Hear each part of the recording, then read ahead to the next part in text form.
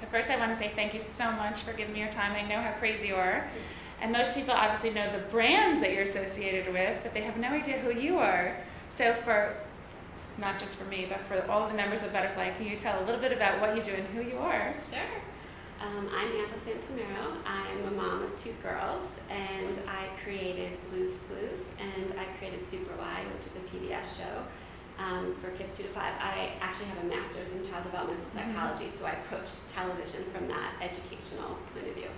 And you were started at Nickelodeon? Yes. And how long ago was that? Well, originally I was at Nickelodeon in the research department and did formative research right out of college back in 1990. And then pretty soon after, maybe 4 or 5 years after, we started with the idea for Blue's Clues, which turned into the development in 94, and then 94, 95, and then we were on the air in 96. And so I did Blue's Clues for 10 years. And how did you conceive of the idea?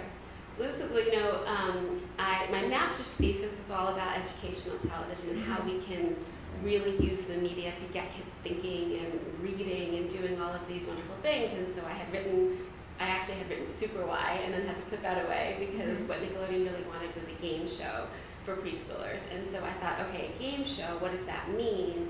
And what it really meant was kindergarten readiness skills and getting kids to think about the questions that we had and, you know, what color's red, what color's blue, and do shapes and numbers and colors. And then it just started, the imagination started to take over, you know, to be able to do a live action guy in this animated world and have this sidekick that was like a preschooler. So it just kind of became, you know, started from this research thought and this idea and then kind of grew from there. Okay, so why blue and not another color? Well, it's funny because really the real answer is that we were shooting everything on blue screen, which is just this like underground cool looking place for Steve, and so we just kept talking about blue, we kept talking about blue, and then we said, you know what, there you that's go. a great character. And then when we started naming other characters colors like magenta, it was an opportunity for kids to learn that vocabulary, right? What, you know, now you know what magenta color is because of her.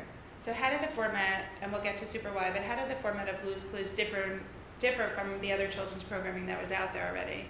Well, so it was interactive. The biggest thing for us was it was educationally focused, and we had a curriculum from the beginning. We talked to advisors. We have our own in-house research group, and we're actively asking kids to help us. And so this idea of talking to the fourth wall and breaking that fourth wall had been done before, but not to the level that we had done it, where we're really asking kids to reach out and, you know, answer our questions all the way through, and they have to answer us to get all the way through to the end. And that's been our approach to Super Y as well, in the sense that it really gets kids they're always thinking, and that's been a big thing about television. Are they just kind of couch potatoes? But they're always thinking, and if they just wait for you to ask them what they think, and if you wait long enough, they'll really answer you. And so that's always been my big drive, is to just really get kids interacting and learning and really feeling good about the content that we put on the show.